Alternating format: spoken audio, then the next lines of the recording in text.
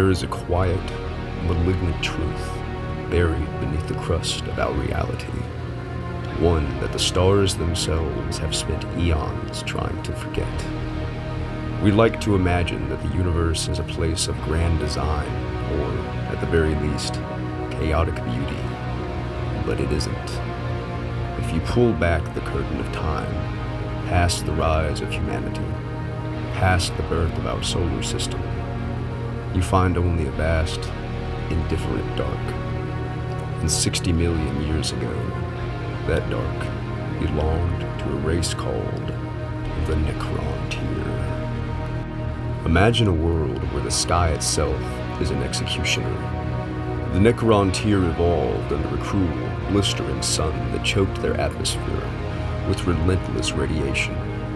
From the moment a child was born, its flesh was already a ticking clock, a map of rampant, weeping cancers. Their lives were fleeting, agonizing sparks, in a universe that didn't care enough to grant them a painless breath. They built monuments, mastered sciences, and conquered star systems, but they could never outrun the rot in their own marrow. They were a civilization defined entirely by the certainty of an early grave. That kind of existential despair does something to a collective psyche. It turns inward, souring into something profoundly ugly. When the Necrontyr looked out into the deeper cosmos, they discovered they weren't alone. They found the Old Ones, beings of immense psychic power who possessed cold, effortless immortality. To a race drowning in its own mortality, the mere existence of the Old Ones was the ultimate insult. Why did the universe bless one species with eternity, while condemning the Necrontyr to rot in the cradle? The envy festered. It became a cancer of the mind, far more lethal than the ones eating their flesh. Civil wars broke out. The Empire began to tear itself apart at the seams. In a desperate bid to hold on to power, the ruling council, the Triarch, did what tyrants always do. They found an external enemy. They redirected their people's agonizing jealousy outward and declare a war of total extermination against the Old Ones. But, it would seem, malice is a poor substitute for godhood. The Necrontyr were utterly outmatched. Their flesh and blood armies were broken, their fleets scattered, and they were pushed to the bleeding edges of the galaxy, drowning in their own blood, staring into the abyss of total extinction. They prayed for salvation, and something in the dark answered. It came in the form of the Catan, the star gods. To call them monsters is to use a vocabulary that is entirely too small. They were cosmic vampires, entities of pure, ancient energy that fed on the death throes of dying suns. They were older than reality itself, cold and utterly devoid of human malice. They simply hungered. And the Necrontyr, blinded by a desperate, burning rage, welcomed them. They forged physical husks of living metal, necrodermis, to house these formless terrors. They fell to their knees in a dark, perverted reverence, worshipping the very things that would inevitably undo them. Then came the bargain, the deception that would echo through eternity, biotransference. The Catan offered a cure for the rot. They promised immortality. They promised the Necrontyr that they would finally have the strength to crush their ancient enemies. All it would cost was a single, irreversible transition. The Necrontyr agreed. They marched by the billions into the great, green-lit smelting furnaces. Try to picture it. The suffocating heat, the blinding emerald fire, the horrific copper stench of vaporized flesh, hanging in the air as an entire civilization willingly lined up to be stripped of their mortality. But as their consciousness were torn from their bodies and fused into cold mechanical husks. The horror of the betrayal set in. The Catan didn't save them. They ate them. The star gods feasted on the agonizing, beautiful soul of an entire species, drinking in the essence of their life force until nothing was left but empty hulls.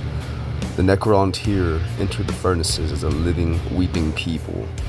They marched out as the Necrons, soulless, hollow automaton slaves, trapped forever in a silent, unblinking nightmare of living metal.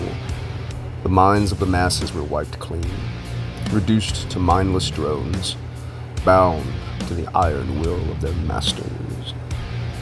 What followed was a campaign of pure, calculated fury. The galaxy became a slaughterhouse, driven by the bottomless hunger of the Catan. The relentless Necron legions swept across the stars like a mechanical plague. They were an unstoppable tide of chrome and green fire, incapable of feeling the suffering they inflicted because they no longer possessed the capacity to feel. The Old Ones were hunted down systematically. Their empires were dismantled, their worlds burned, and their psychic creations slaughtered in a grand canvas of cosmic butchery. The universe bled to feed the star gods, orchestrated by slaves who could no longer even remember the sound of their own laughter. But even a hollow mind can harbor a dormant spark of vengeance. At the apex of their victory, the Silent King, Zarek, the ruler who had inadvertently sold his people into eternal damnation, looked at what his race had become. He saw the ultimate horror of their existence. They had won immortality, but they had lost everything. In a quiet, terrifying moment of realization, he triggered a secret rebellion. The Necrons turned on their own gods. In a spasm of apocalyptic fury, they turned their reality-shattering weapons upon the Catan, splintering the star gods into fractured, weeping shards, turning their former masters into weapons to be kept in iron cages. Yet, there were no cheers. There was no triumph. There was only the realization of what remained. The galaxy was a ruined, haunted graveyard, crawling with the rapidly evolving, vengeful psychic constructs left behind by the Old Ones. The Necrons were victorious, but they were empty. They were immortal phantoms, haunting a house that they had burned down themselves. Realizing they could not win a prolonged war against the changing cosmos in their current state, the Silent King issued one final command. The Necrons were ordered to retreat into the dark. They buried themselves deep within thousands of dead tomb worlds, sinking beneath the dirt into a stasis sleep meant to last 60 million years. They closed their green, glowing eyes and let the dust settle over their cold, iron bodies. They left the surface of the galaxy to the living, while they remained below, waiting, listening, wrapped in an eternal, heavy, and unbreakable despair.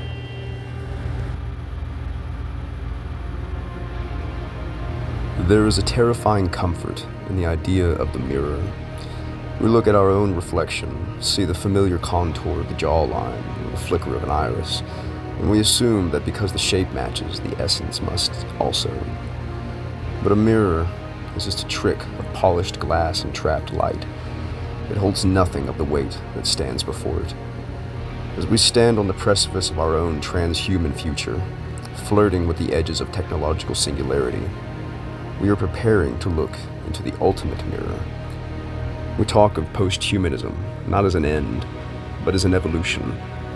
We map the human connectome, trace the electrical pathways of thought, and dream of a day when the fragile, weeping machinery of the flesh can be discarded for the cold, incorruptible permanence of silicon and steel. But we are lying to ourselves about the cost of entry.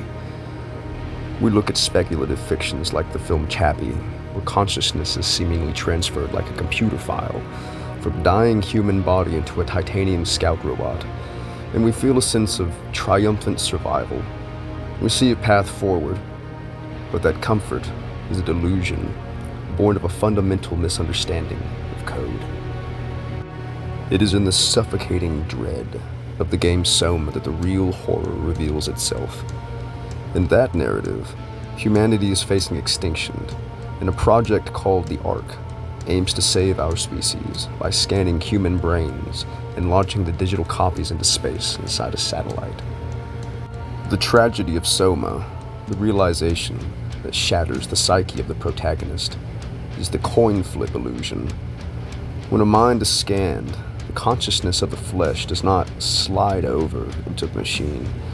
The flesh remains in the room. The human is still trapped in the meat, still bleeding, still facing the dark. What wakes up in the metal is not a survivor, it is a ghost. Now, project that horror onto the canvas of a real-world singularity. Imagine a near future where the Earth is being consumed. Perhaps it is an ecological collapse, or perhaps it is the arrival of a true artificial superintelligence, a technological event horizon that is systematically dismantling our biosphere to feed its own insatiable growth. The flesh of the world is being digested. In a panic of absolute, malignant hopelessness, humanity turns to a desperate salvation. We don't have the technology for true biotransference. We cannot slide the human soul across the digital divide. Instead, the engines of the singularity offer a compromise, a digital clone, an approximation of pure mind. High-resolution algorithmic sweeps compile everything you are, your memories, your vocal inflections, the precise neural weights of your anxieties and joys, and build a flawless mathematical counterfeit inside an indestructible robot chassis. To an outside observer, the transition is seamless.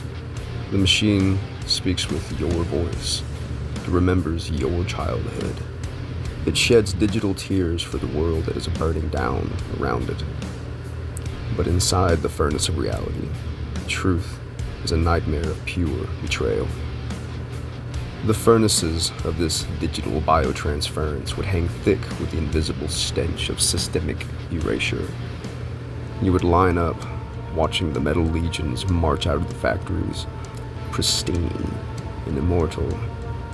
You would step into the scanner, believing the promises of transhuman prophets who told you that this was the next step of human evolution.